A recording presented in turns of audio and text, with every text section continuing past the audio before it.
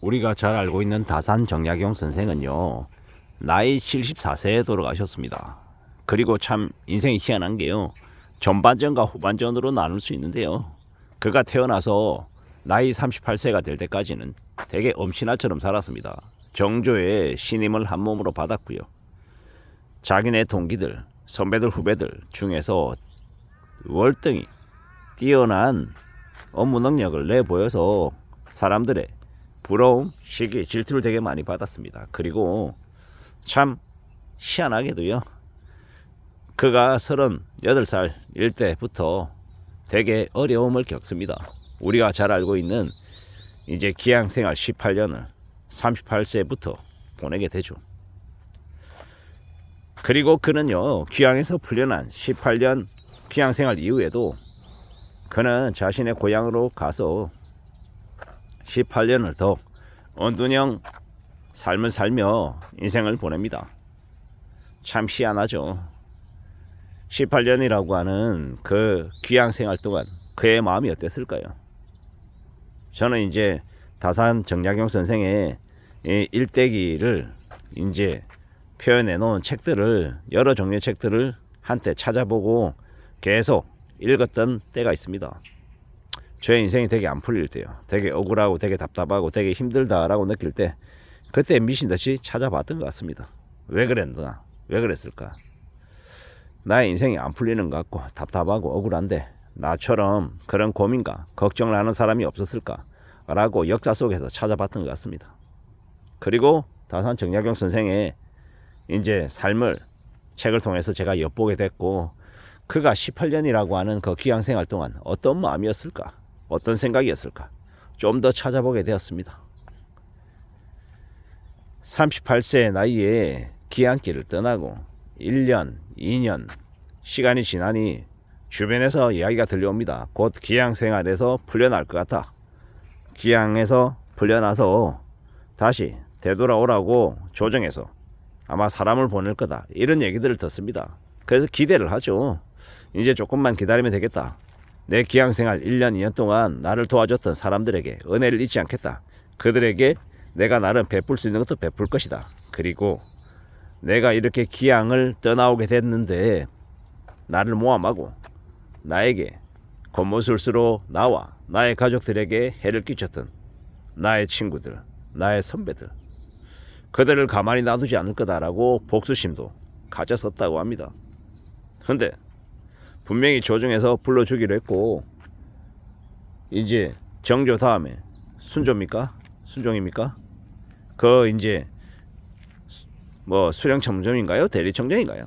그 실질적인 권력을 내보였던 이가 정순환우? 갑자기 이름 생각이 안 나는데, 그 이제 왕후가 다산 정약용 선생에 대해서 더 이상 죄가 없다, 풀어주라 라고 아래에 있는 신하들에게 지시를 내린 것도 확인하게 됩니다. 근데 그 아래에 있는 신하들이 그 말을 듣지 않죠.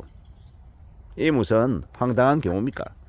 근데 다산 정약용 선생은 분노, 억울함, 기대감, 뭐 이런 것들이 실망감으로 변하고, 그래 조금 더 기다려보자, 조금 더 기다려보자 라고 이야기하다가 나중에 어느 시점이 지나면요, 자포자기하고 또 그 다음에는 수용하게 되고, 그 다음에는 나에게 미친 이 억울함과 서러움이 나에게 어떤 의미일까?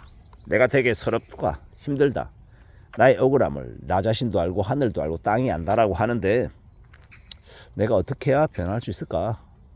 나에게 주어져 있는 이 시간들, 귀양생활하는 이 기간 동안을 내가 어떻게 보내야 될까? 라고 스스로에게 묻고 스스로 자기 자신을 발전시키려고 애쓰게 됩니다. 이런 다산 선생의 이야기를 엿보면서 저는 그런 생각을 했습니다.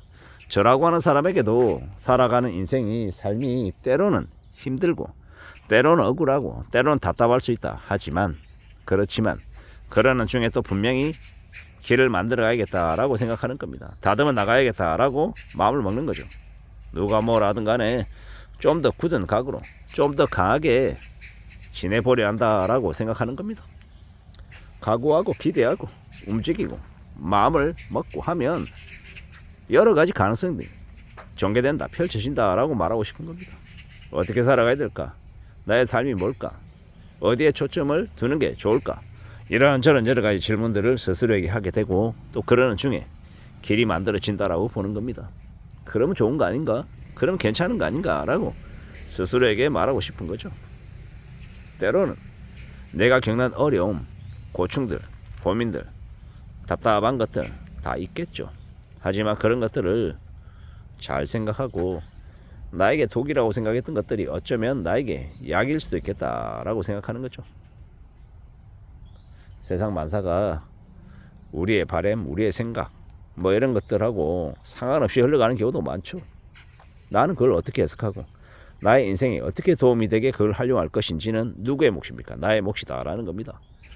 다산 정약용 선생의 삶의 일대기를 천천히 뜯어보면서 그가 어떤 마음이었을까? 그는 보통의 사람과 정말 다른 사람이었을까? 아니면 되게 지역이 평범한 보통의 사람이었는데 자기 자신을 절치부심하고 와신상담한 덕에 그가 역사의 승자가 된 건 아닐까라는 생각도 해봤습니다. 멀리 내다보고 오래오래 자신의 삶을 다듬어가고 원하는 것을 이루기 위해서 날마다 끊임없이 고군분투하고 앞장서 나간다. 그러면 더할 나위가 없다라는 생각이 들었습니다.